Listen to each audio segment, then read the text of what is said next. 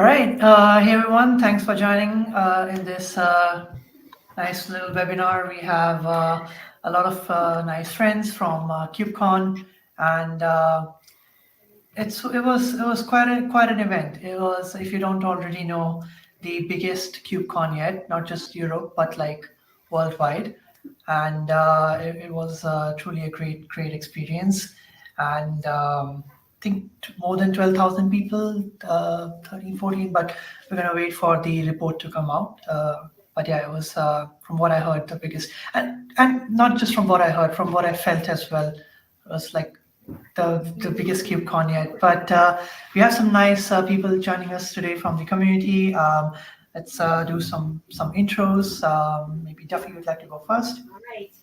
Hey everybody, I'm Duffy Cooley. I'm Maui Lion everywhere. I work as a field CTO at Isovalent, and I've been involved in the Kubernetes community for a long time. And I agree with you. Like, the energy at that show was amazing. Like, it was like in the past and like other European events, we've definitely seen where, like, when the halls were full, then the show floor would be empty, and when the show floor was full, then the halls would be empty. This time it was full in every dimension. Like, there was lines going out of every talk. Like, it was insane. Yeah, I think I can go next. So my name is Nele. I work at DevRel at Fiberplane. And yeah, I have to say, well, energy-wise, people-wise, was wild, but also really good. And I'm happy to be here on the show. And like, it's also helping me against the KubeCon blues a little bit today, because like coming from, I don't know, over 10,000 people back to zero also can feel quite lonely. Hey, my name is Adriana Villela. I'm a developer advocate at ServiceNow Cloud Observability, the artist formerly known as Lightstep. Yeah, I'm definitely feeling some KubeCon blues, especially getting to spend a week in Paris and then flying back to boring old Toronto. So it was a total blast. Like, I think this is like my 4th or 5th KubeCon, and like, wow, it just gets better and better every time. Yeah. Hey everybody, Andrew here, DevRel at DevCycle. So yeah, I gotta say, so North America was my first, like this past North America in Chicago was my first KubeCon ever. And so going in, it was like expecting kind of that same level of energy, which was awesome. But yeah, showing up and like day one, you just knew that you were in this like totally new space, this totally new energy. Like Chicago, I got the chance to go and check out a lot of talks and other booths, just because there was some downtime there. No opportunity. I didn't leave the expo hall the entire time, just because there were so many people coming around. It was so fantastic. Like, I couldn't believe how amazing the energy was in that space. Hi, I'm Whitney Lee, and I work at Tanzu, VMware Tanzu. I'm a developer advocate, and I noticed the energy change at day 0. Actually, first of all, I want to say, I love how they changed day 0. Day 0 used to be like you have to pay extra. You sign up for only one track. Like, I'm only here for Argo Day. I'm only here for Prometheus Con or whatever. And you were stuck in that room all day. And this time, it was an all-inclusive thing, so everyone can go to day 0, and you could hop around from track to track. So already, like, huge improvement. I could see super big energy. And then every room during day 0 had vendor tables outside each door. And my first inkling that this was going to be a different KubeCon was that those vendor tables had really long lines. And I would ask people, like, at the end of the line, what are you waiting in line for? And they're like, for a t-shirt. And I was like, wow, that works. That's cool. I have a question, but maybe I'll save it. I'm going to ask it now, but someone down the line can maybe like. So there's a lot of talk about AI, especially during the opening keynotes. My question is, what's the difference between AI and ML? I don't have a good understanding of that. I can take that one really quick. Okay. After, do you Let's let everyone introduce Let's do the themselves. intro. Yeah. Marino, you go next, and then Philip. My heart is beating so fast because I'm like seeing all my friends after a long time, and it's only been 7 days. No, so my name is Marino Uje. I am a solutions engineer at Commodore.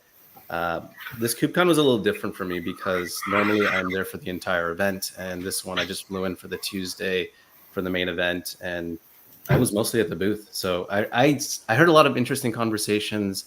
I had some great chats the common problem is around we're using Kubernetes. What's next? And it's interesting to hear that. But there's also another pattern that I noticed as well. One thing I will call out is that my first KubeCon, I'll take my glasses off. My first KubeCon was 2019 in San Diego.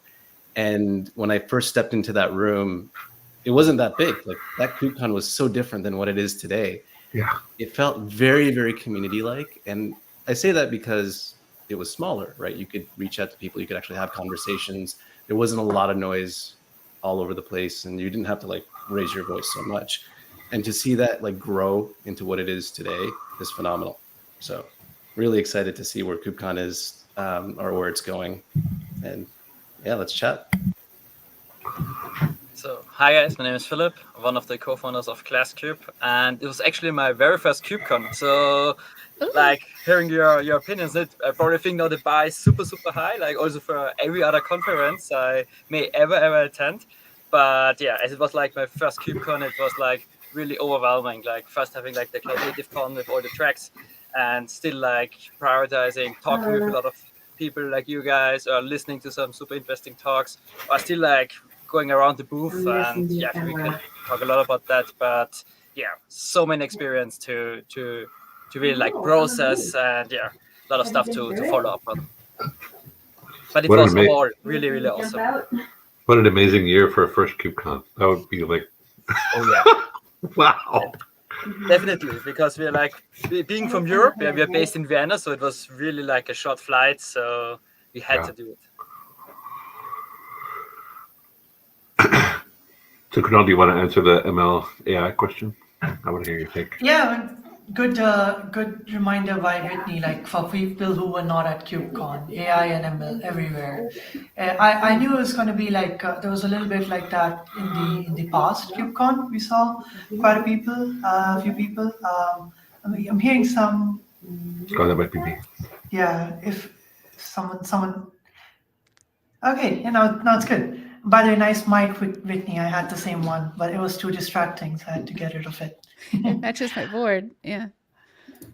Yeah, but AI ML definitely the highlight for everyone at KubeCon. It was everywhere. Keynotes, startups, and a lot of other ways. But quickly, I'll answer the AI versus ML question. It's not like this or that. So, for example, we all know what AI is in simple language. If you explain it to a 5-year-old, like Terminator and Siri, all sorts of things, your face unlock, your iPhone, that's all AI. So machines trying to mimic human behavior in simple terms, right? Machine learning is how AI does that. So machine learning, you can say, is a subset of AI. So AI inside that machine learning. And in that, you can get like other things, like reinforcement learning, so types of machine learning models. So machine learning is a subset of AI. AI is like, in simple terms, trying to mimic human behavior, machines trying to mimic human behavior. Machine learning, as the name suggests, is teaching the machines how to do it. So it's like all that process. So is AI like an interface for the outcomes of machine learning? You can say that. It's like if you have a box of crayons and you have a robot, and you're like, you should paint some pictures, and then you show the robot a picture, and you're like, this is how you should paint it, using the crayons. So you're actually making the person, like the machine, learn how you want to do that tasks. And AI is like the whole broader ecosystem that has the learning part in it. Got it. So that's what ML is all about. Like you have different types of data, and then you have to figure out what sort of algorithm to use for which type of data so that I can build my smart product or whatever. New webinar on ML next week. So, all right, let's talk about, thanks for the question, Whitney. I'm sure many people had that question because it was all over KubeCon, so I think good starting point. But what are everyone's thoughts around the significant announcements and developments at this KubeCon? And how do you think that attending this event, and from what we heard, is going to impact the broader Kubernetes ecosystem? Whitney, do you want to go, because we were already? I'll say that I actually didn't. I felt so I'm not that into AI. I mean, I'm sure it's great. I just don't know much about it clearly. And so the fact that the opening keynotes had like literally everyone was about AI, I actually didn't like that. Like I felt like it kind of alienated the community. It made me ask myself, like, who are the keynotes even for? Are they for VCs, like venture capitalists and end users, or are they for the people who are behind the scenes doing the work? Because we're not all using, it's like AI, some AI, that's great, but every single one AI I didn't appreciate. But that's yeah, I'd like to hear people's take on that. I agree with that sentiment. I was actually surprised by the amount of that showing up in the first day. I did feel like it got better over time, though. Like the keynotes that I saw in the subsequent days were a little more aligned, and I really liked Solomon's point in his keynote, where he was like, at some point, it's going to come down to the fact that when we deal with AI, we still have to those of us with our hands on platforms still have to figure out how to use these tools, right? We still have to figure out how to deliver those things. We still have to host them. And I thought that was a really good moment to kind of bring the narrative together a little bit, There was an interesting stat, something along the lines of all the people, like many people developing AI prototypes, but maybe only 30% of those people able to take it to production. So that's a problem that they were interested in solving from the keynote stage, at least. Yeah, it's interesting stuff.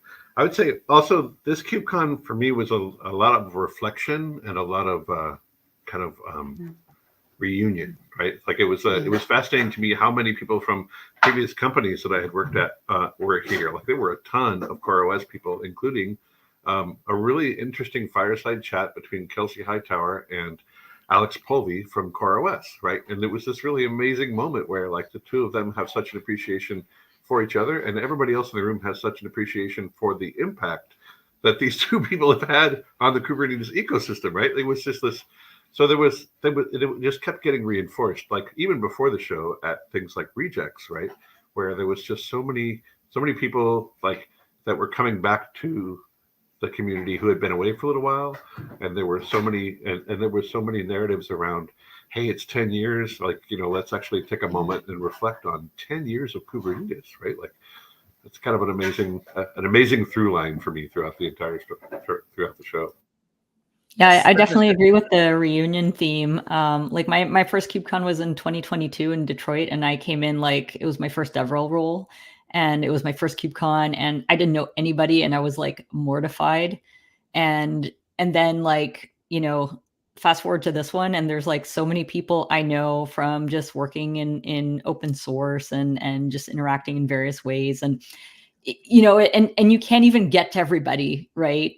You want to say hello to all the people, but you're lucky if you get to 10% now because there's just so many people. So I really love the people aspect of it, just getting to catch up. And they're oftentimes they're your KubeCon friends. These are the people you see only at KubeCon. And it's kind of cool because in some ways it's time hasn't passed.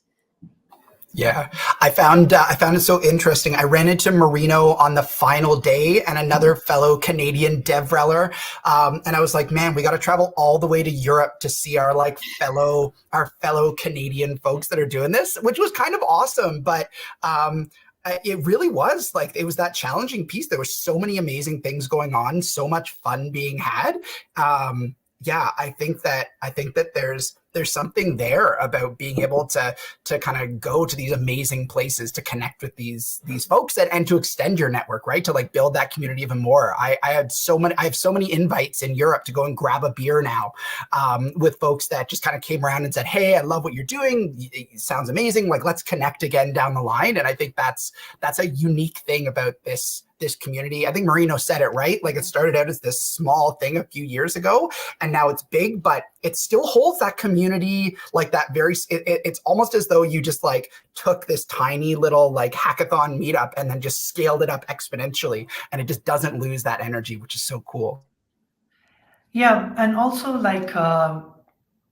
one, I don't know if it's good problem to have because of the scale of the event. I find it hard to just sit down with people and talk. That is something that I struggle with KubeCon. So many people I wanted to meet, but I saw raw code once, said hi 5 seconds, and then we both went either ways. And then I didn't see him at all, and I wanted to talk to him. So Rocco, if you're watching.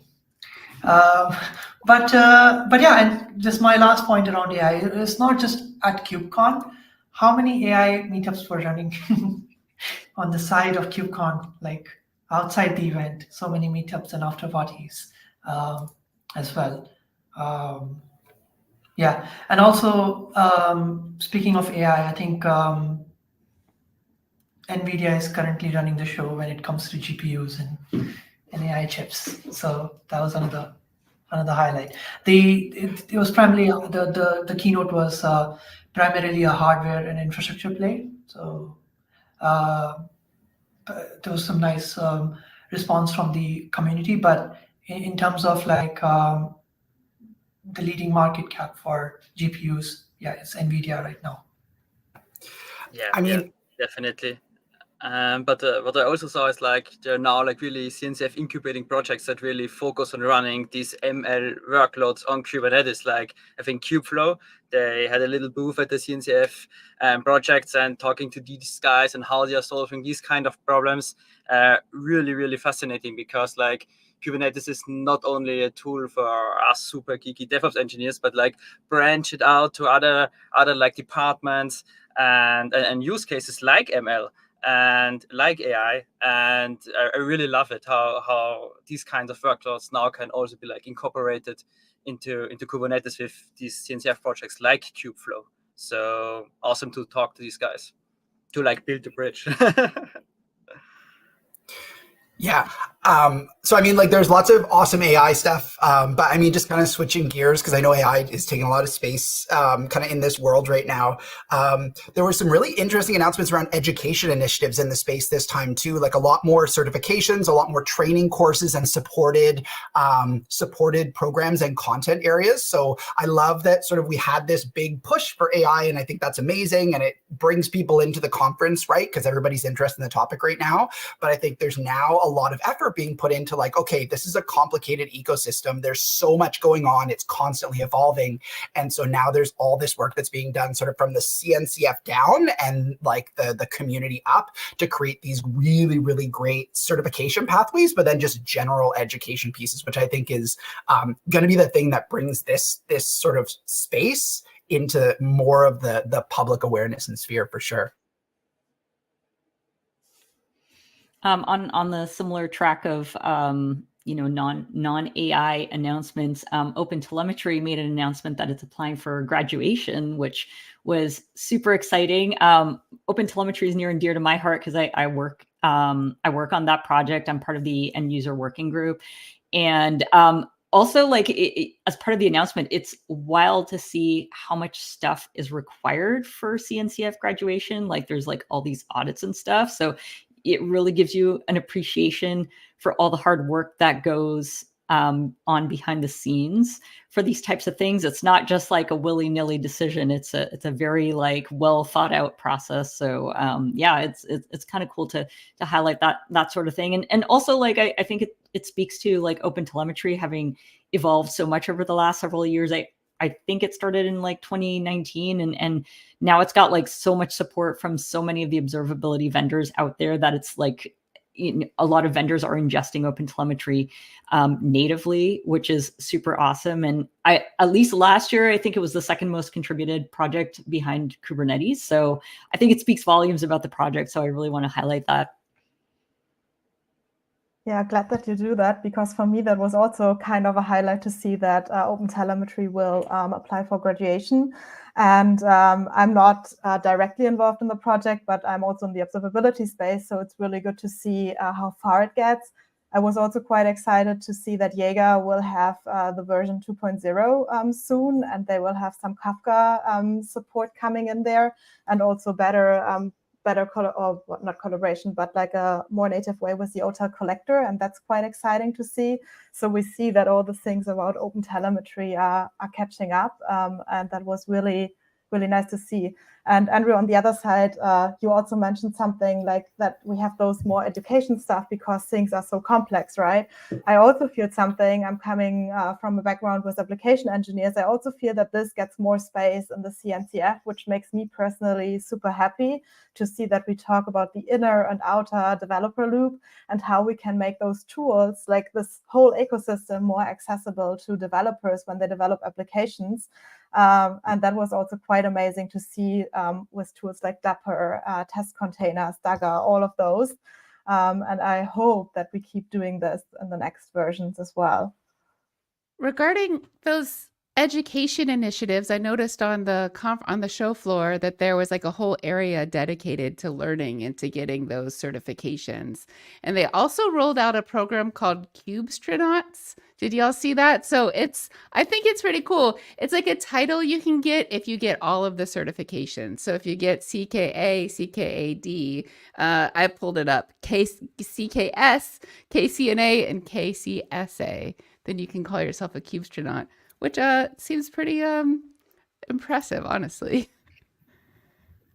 You also get a cool jacket. Yeah, you also get a cool jacket.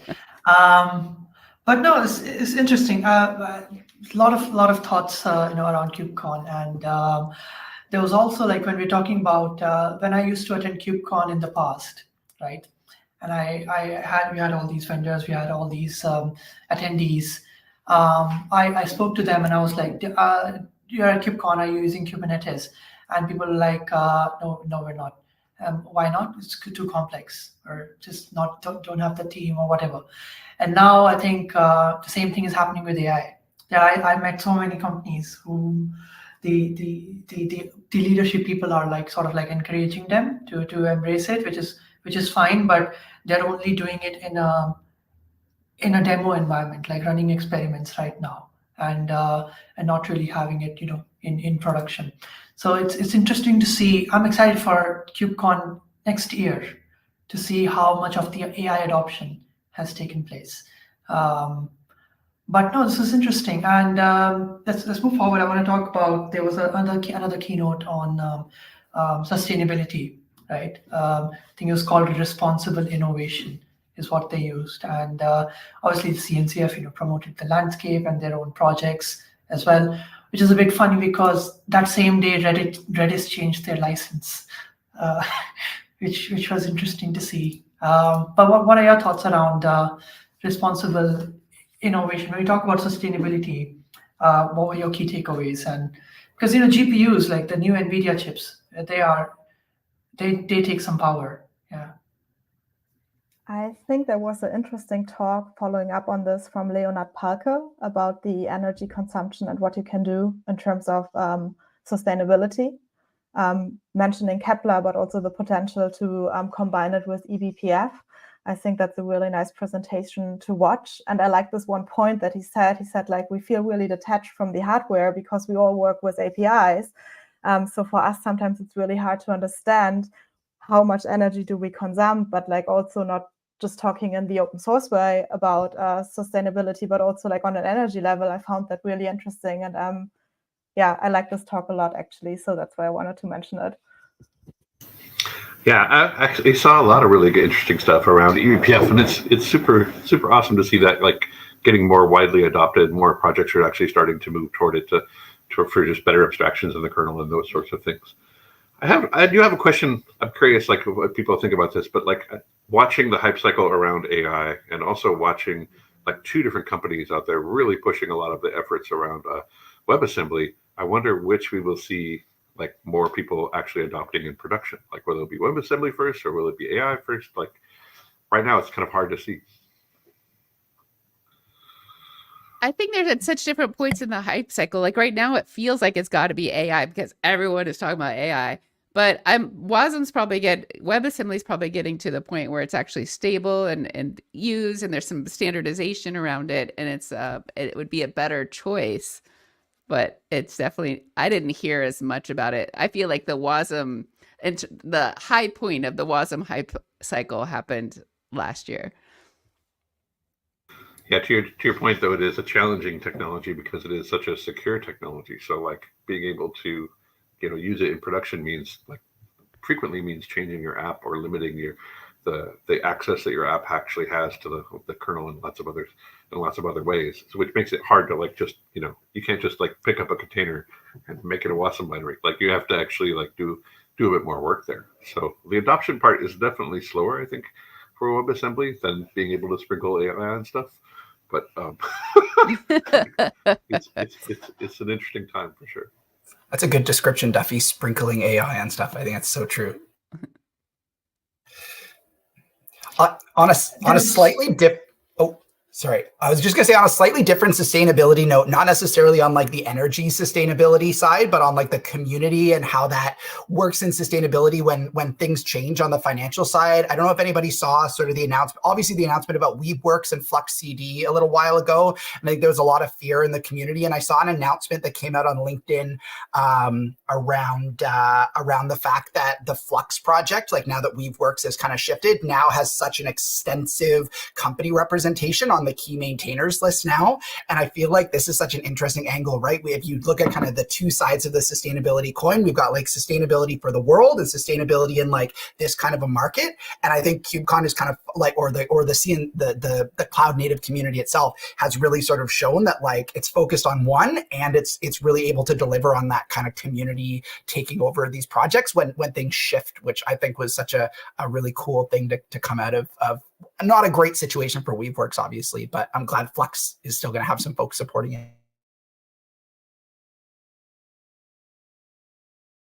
Yeah, I got to spend a little bit of time with Stefan, and it was neat that you could tell he was actually dropping a lot of the stress around all of that, because when that imploded, he went to Control Plane, and now he's working at Control Plane working on Flux. But to see the community response and have people who are going to actually be contributors and maintainers of the project that weren't just him was a great relief, I'm sure. Yeah, and in the keynote, it was also mentioned the SpinCube was was announced, and I think after the keynote, when I spoke to people, they were looking this is all cool and everything, and they're just trying to explain if they have a very nice use case to convince with the So if you talk about platform engineering, let's talk about platform engineering. The biggest challenge is from what I spoke to people was convincing the company for this shift, this cultural shift. That's the biggest challenge with platform engineering. Happy to interested to hear your thoughts. Maybe Marino, you have to say something, or yeah, people is definitely the hardest part of the puzzle for sure. You're muted. Marino's muted. Damn it. See, this is why I don't double mute. This is why I leave one muted and the other one unmuted. So this is my time. All right. So one thing I've noticed in the last 6 months is a lot of consolidation. And consolidation is good because now we start to see the real key tools that make impact, that drive outcomes. But we also start to see the stitching of these tools, right? All of these tools are working together and working together in an interrelated sense, right? There's a problem, there's smaller sets of problems, and all of these tools put together solve this problem. What that's led to is I've seen a lot of vendors that have come out and say that we are a platform. And I wonder, what does that truly mean? If you are a platform, are you talking about 5 different things that are not related to each other that you're solving, or are they solving the same problem together? And I'm sitting here trying to wrestle with who's actually offering a true platform. Is it an API? Is it a CLI? Is it a UI? Is it all in one? Is it solving multiple areas? Is it GCP? Is it AWS? What are we talking about here when we're talking about platforms?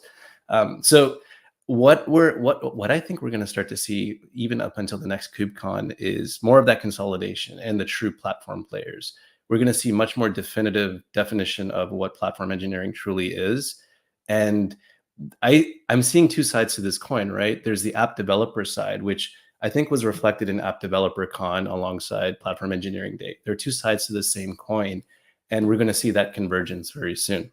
But what's really cool is so last year in Chicago, I noticed that all of the open source projects were like kind of off to the side. They didn't have a lot of attention. And it felt like they were just, I don't know how to explain it. But this time around, it felt like there was a lot more emphasis on these open source projects. Like they were front and center the moment you kind of walked into the show floor or the expo floor. And that to me meant that, while it's not directly related to platform engineering, it means that there is a strong emphasis, there's a strong desire to continue to drive the innovation in these open source technologies, and also foster that collaboration because they're all together. And then you also see like each one of these individuals are working multiple projects. So there is that collaboration going on. And so that is going to drive a lot of that consolidation, which is going to see us like look at more platform engineering solutions or platform-like solutions. The last thing I'll say is I think Cilium stole the show.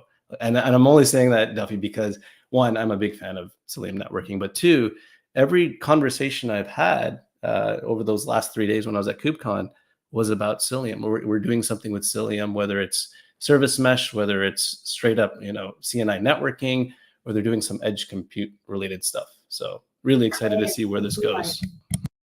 Yeah, I was coming into this KubeCon a little worried because I wasn't sure what the sentiment would be around the acquisition of Isovalent into Cisco. Because in the past, I know that we've all had that worry of like, well, company being acquired by a big company, what's going to happen with the project? And what I saw was a big, huge vote of confidence by everyone saying, look, we know you got this. We know that you're going to go be a part of Cisco and that you're going to continue maintaining this project. You're going to continue engaging in the community in the open source place. And it was a really warming experience, because it was like that's how we're thinking about it. But to have such a big part of the community also basically resonate that back to us was a huge plus one for that, right? But I agree, like if we're not talking about it, everybody else is. It's wild. Like it's a totally great example of like what is important in platform engineering, of solving real problems for a lot of those environments. I have a lot to say. So I'm just going to dig in. So I host a show called You Choose. And in every episode, we do a system design choice. And we go through all the CNCF projects that can do that choice. And we've been doing it over a year. And we're honestly not that far through the CNCF. Maybe we've touched 50 projects, maybe 15 different system design choices. And what's increasingly clear as I go through the show, it's not reasonable to ask people to navigate this on their own, especially in this like DevOps, like shift left mentality, when this was falling onto app teams to need to add their own supporting services to their applications. It's a big thing to navigate, and people who do it, it needs to be their whole job, not something they do to like help support their application. So in terms of what a platform is to me, I think it's a foundation of like tools, supporting services, self-service APIs, knowledge that app teams can then lean on. Maybe it's probably opinionated, but it has the governance and compliance of the organization, can lean on to do the parts of their jobs that are undifferentiated, that are important, but undifferentiated from team to team. And so in terms, I know, Marino, you're talking about like practically, what does that actually mean? And because everything is calling itself a platform, and what's the scope of that? I hear your questions under there too, but maybe it's, I just think all that stuff, all that decision shouldn't be happening with every team in every org. It's not reasonable. And then I wanted to speak a little bit to interfaces. I've been in the chat, I'm being coached to talk about, I keynoted Platform Engineering Day, and our talk was called "Sometimes Lipstick is Exactly What a Pig Needs." And in our talk, we basically, spoiler alert, the pig is an API and the lipstick are all the different interfaces. So the idea is you should be building APIs. They're the building blocks of your system. They're reusable. And then the actual interface part, you build that based on what your user needs, who's going to use that. And it's not a one, like you have your API, and then you could do a CLI for one group of users. You could give it a portal for another group of users. It doesn't have to be only one thing. I think that's everything, but that's what I have to say about all that. Thank you for listening. Amazing. Well, thanks for sharing, Whitney and everyone else. even though there were a lot of stuff around AI during the keynotes, I didn't see much on security. And funny thing is that there were a lot of security talks though. So security still is, obviously, pretty important topic. So I was wanting to hear what you all thought. I have a question. I've been wondering, actually, with Duffy's comments about WASM adoption, I've been wondering, do companies adopt security because more secure practices because they want to be more secure, or do they because some government organization comes out and tells them they have to do this thing? What's more common? Yeah. It's a great question. And in my opinion, it is frequently that it depends on the incentive, right? So for the most part, companies that are newer in the space, or a newer company kind of exploring the space, they may not consider security to be as high a priority. They might think about doing things like field validation. They might be able to do secure software practices and those sorts of things. But when it comes to their infrastructure, that's a problem that they're willing to kind of let the cloud solve without having to actually be very involved in it themselves. But when they get further into it and they start holding personal information, and GDPR comes along and those sorts of things, then obviously they're incentivized differently. And that's where they're like, we have to do this, or somebody's going to take a bunch of the money we earned away, right? We don't want that, right? You're saying mostly people don't choose to do it. There's just a point where they're being made to do it. Yeah.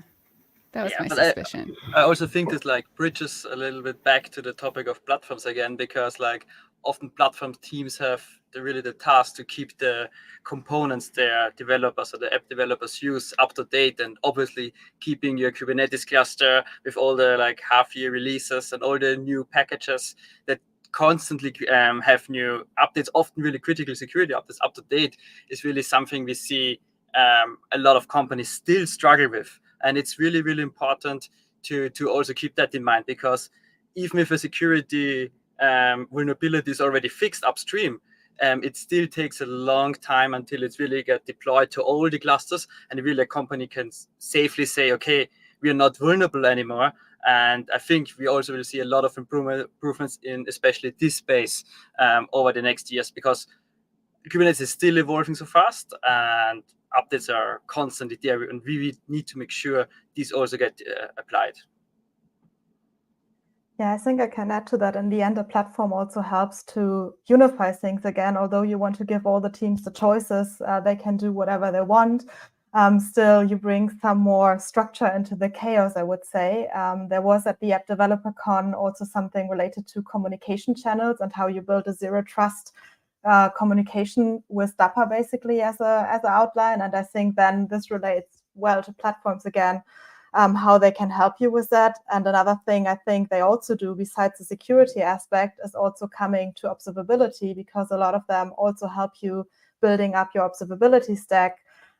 If you use a component like DAPA, I'm mentioning DAPA here because I've played around with it. Sorry if that's too much here, but it helps you to get traces already. So you have a starting point to set up observability as well. And I think that's really great.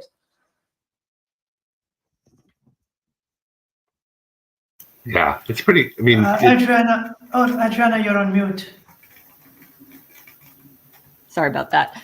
Yeah, my take with regards to security is that there's still such a disconnect between the folks the security teams and then developers, where there's that constant fight where either there's policies implemented that completely alienate developers, and then we recognize the need for security, but we also don't want to go through this long protracted process of making sure that our applications are secure. So, and I think this is where platform engineering can come in to help, where we have self-service security policies, but I feel that gap still hasn't been bridged yet. And I think we see some startups coming on the scene that are helping to bridge that gap, but I think that's still a thing that that is lacking, and it in a lot of ways prevents us from shifting left on security as we should, and then it becomes this afterthought of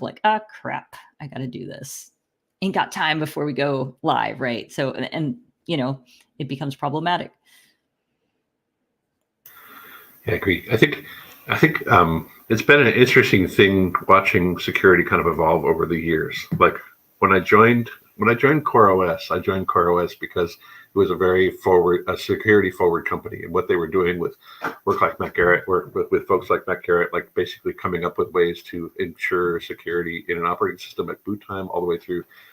And what I learned in that experience was that like the audience was not ready at all to hear anything about security. So like we would go and talk about security with customers and like out in the field, and it would fall on deaf ears. It was not a concern that they had, right? But now what I see happening, which is actually more interesting to me, is that like in the last couple of years, like in the last few cycles here, security actually, because of a lot of the mandates, because a lot of the regulations, both in the US and in Europe, there's a lot more of this happening earlier in the cycle. I'm getting asked questions that I wouldn't expect someone to ask me about a project until it was like 3 or 4 years old. I'm getting those questions much earlier in the cycle because people are realizing, yeah, you know, as much as I don't want to think about it, it's a thing that I absolutely have to think about very early, much earlier in the cycle than I had to before. So I would say that like a lot of the secure best practices, a lot of things like a lot of the things that people are thinking about it from the platform engineering perspective are happening a lot earlier now and are considered to be table stakes than they were before. They were like 2-3 years ago. That would not have been the case. I feel like when people are starting, they're like so focused on building bigger, better, faster, so fast. And then at some point they're like, oh, we made something cool. We need to protect it.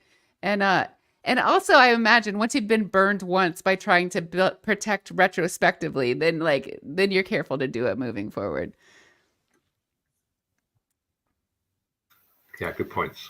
I think enough people have been burned that it's happening a little retrospective. It's happening earlier more often now. Yep. But yeah, good talk, conversation. I'm loving this discussion here. We have a lot of people who has joined us. Let's talk a bit more about developer experience, right? So a lot of companies, you know, investing in developer experience. So anyone who would like to jump in and share their thoughts? Maybe Andrew or someone else? Anyone? Yeah, I mean, I'm always happy to jump in. I remember my first experience at any kind of conference in the Linux space was in LA or in Pasadena last March. And I remember going and having a conversation. I can't remember the company. We were talking and they were saying like, oh, what do you do? And I said, oh, we're a feature flag company. And they said, oh, there's another big feature flag company. What's different about you? And I said, oh, we're really focused on developer experience. He's like, all right, just move on. Like, cause everybody's having this conversation about developer experience. Like, what are you actually doing differently? And I feel as though, one of the things that kind of gets forgotten about so often when people are building up this DX is like building people first technology. Like so much of what we do, in like the day-to-day is focused around these high technical concepts, and we're trying to get people using our platforms. We want to all have jobs, but like starting with the relationship first between like you and the developer, and then between you and the software. I love that Marino's laughing about that. I was like, all right, apparently I need to be careful. I need to be careful with what I say at these events. But like I find that people are starting to get that finally, and I'm seeing like a lot more of the platforms that I'm seeing that are saying like we're really invested in DX. Like they're taking time. Despite the fact that like the DevRel space is kind of in a contraction phase right now, the ones that are not contracting or the ones that are keeping around the people that are really, really good at building relationships. I think if you look at even this group here, right? I mean, some of us have met, some of us haven't, but like it's all focused on like connecting with each other and building these relationships internally within DevRel. And I think we're bringing the folks that are still in this space are doing a really good job at bringing that to like the platform level, building out communities first where people really want to learn and grow and connect. And then the technology is sort of an add-on to that. And so like, yeah, starting to see that in a lot more of the interactions that I'm having and seeing at the platforms that are focused on DX. And I think, Andrew, you said two really good points, like building a community and developer experience. And also from my experience, like documentation is a really crucial part of building a community, because most of our products are open source. Most of our products have like a community behind us that support us, like we either a Slack channel or another Discord server, and like bringing up this new contributors, giving them a documentation which they can work on. This is like something was, I think, really underrated in a lot of contexts and a lot of situations before. But I think especially Kubernetes and a lot of the applications that run on it have really understand that documentation helps the community, and the community obviously creates a better product, especially in the Kubernetes ecosystem. And so, yeah, never should forget documentation for developer experience. It's interesting when thinking about like the DevX, but the problem that DevX is trying to solve, and the problem that like open source in general is trying to solve. I mean, like they overlap for sure. Like in the Venn diagram, I feel like these two circles are overlapped, but like how each of them addresses the problem is pretty fascinating. Like, you know, from one is you're actually trying to go after the people, and those people, you know, you're trying to go after the people and like bring them in and make them feel welcome and make them feel like they can contribute and that they are able to do things. And on the open source side, we're actually just trying to make sure that like perhaps the project isn't owned by just one company, that you feel like the project actually has the ability to have a long-term life cycle, that when you start relying on something like Kubernetes, you're not waiting for some big company to pull the rug out from underneath you, right? Like you want that to exist. And it's an interesting overlap.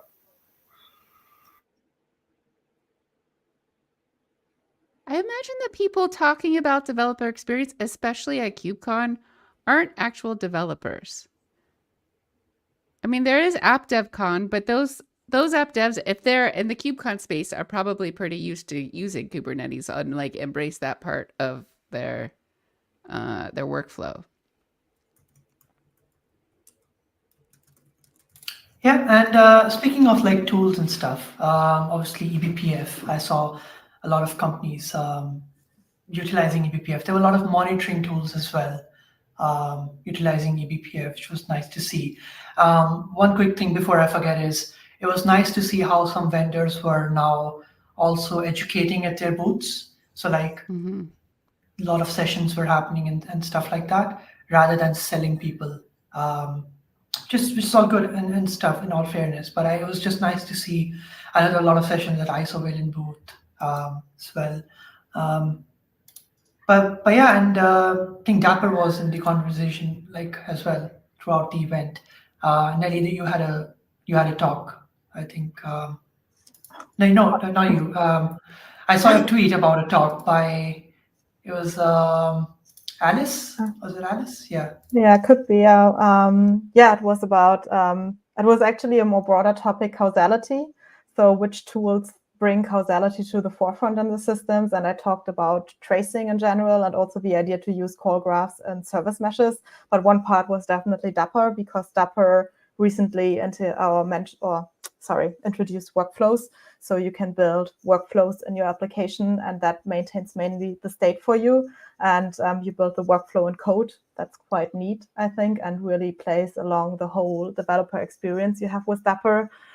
Maybe should mention that Dapper is not only the workflows, but also building APIs for you, so you can easily exchange, for example, a message broker or anything else, which makes it nice for developers. You don't have to learn a specific API for Kafka or RabbitMQ. You just use the Dapper API, and the rest is handled for you.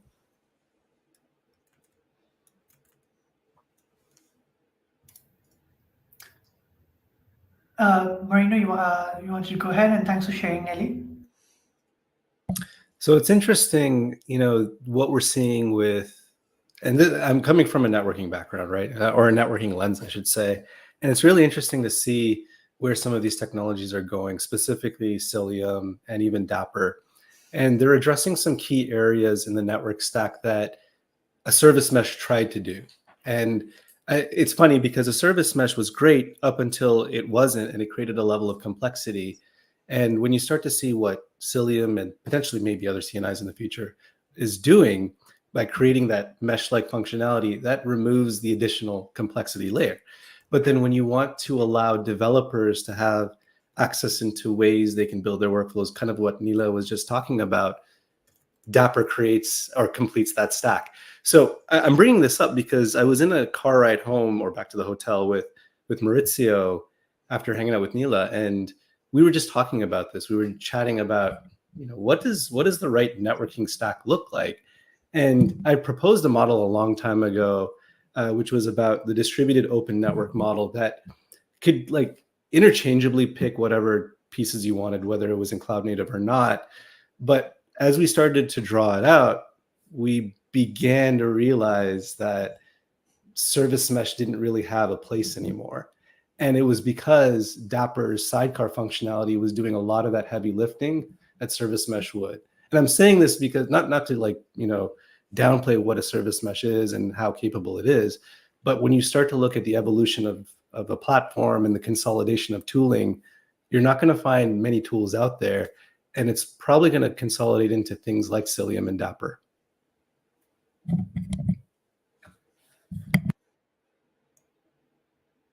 It's an interesting take. Thanks for sharing, Marino. And we could go on and on, but we have, just to be wary of everyone's time, less than 10 minutes left, and some nice community friends joining in as well. I'm going to wrap it up. I'm going to ask you about, but before I forget, I want to give a huge shout out to the inclusion team also at KubeCon. The guy who was doing sign languages, so nice. It was like really, really nice to see him as well, and other people. But no, it was really good. And also the shout out to the Deaf and Hard of Hearing group as well. They're doing some nice things. Met some nice people who were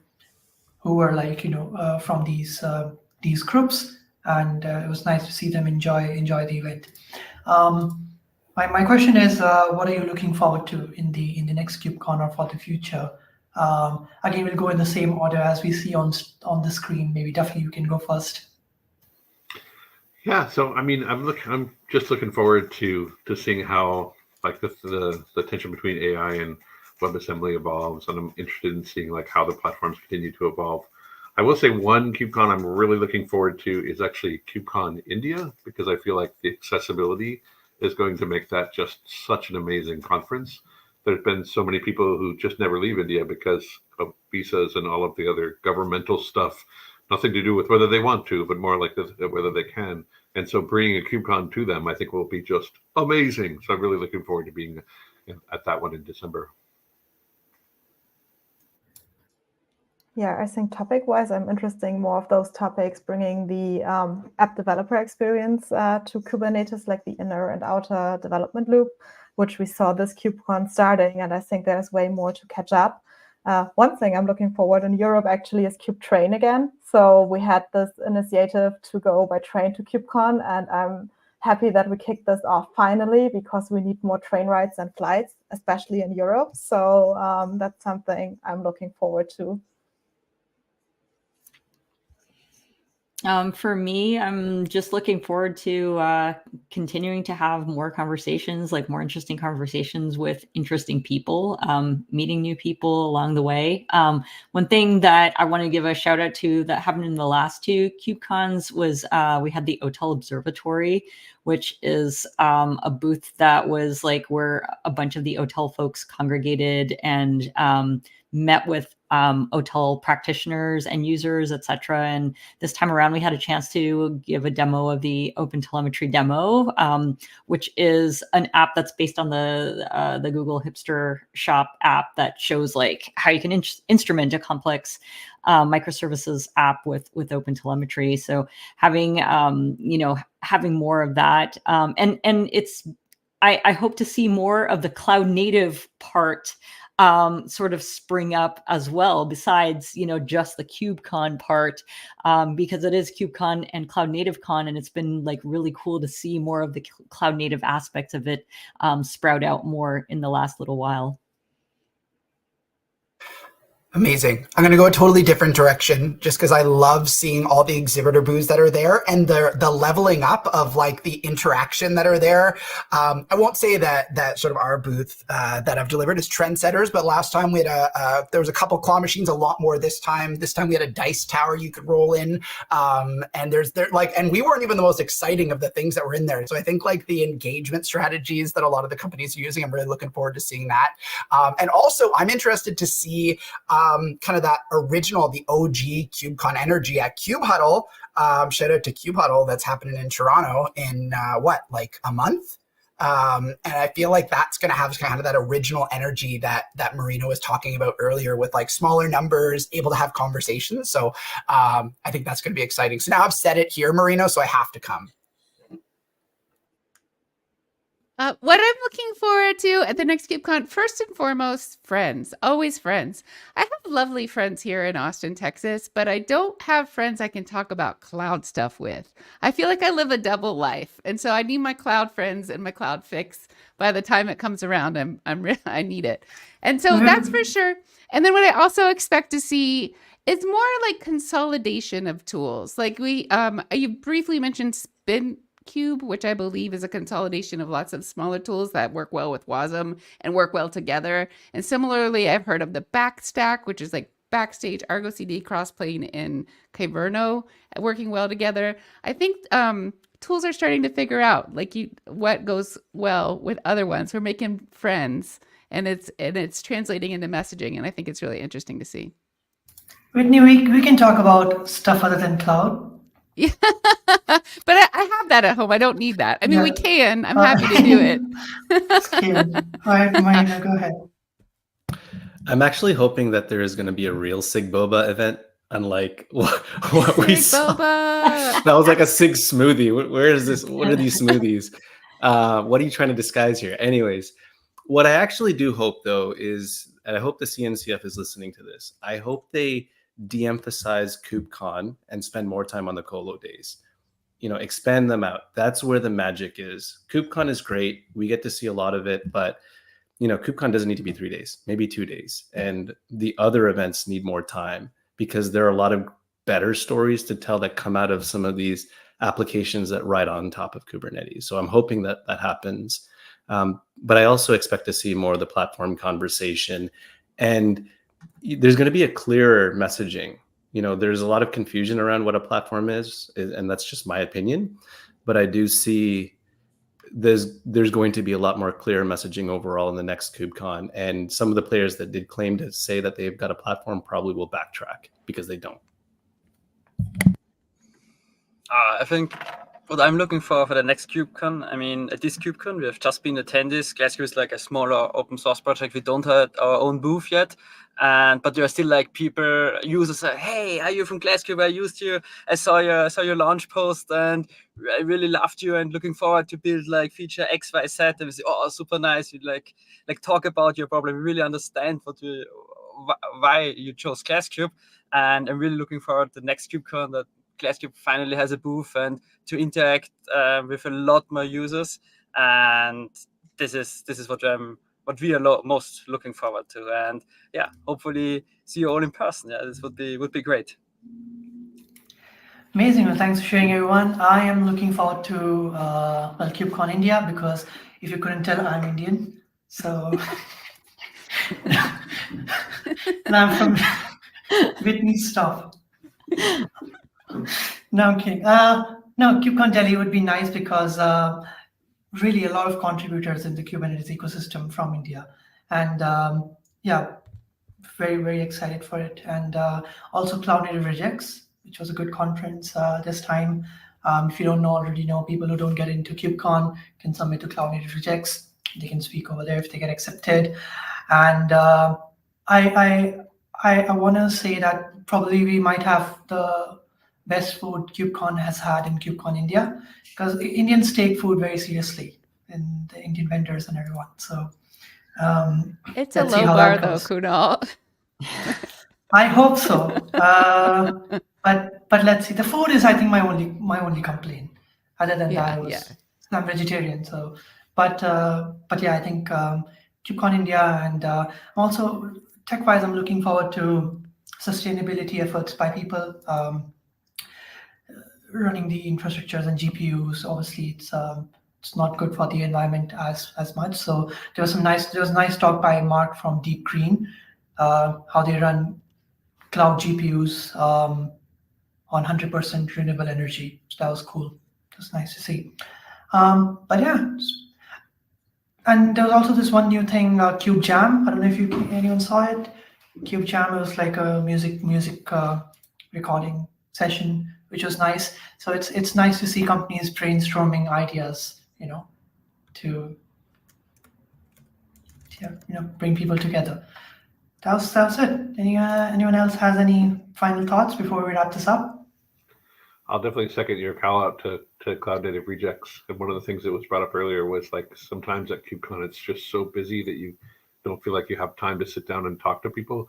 And cloud native rejects is a great way to scratch that itch because it's just going to be fewer people because not everybody can fly in early, and you're going to actually have some time to sit down and chat with folks. It's big +1 on that.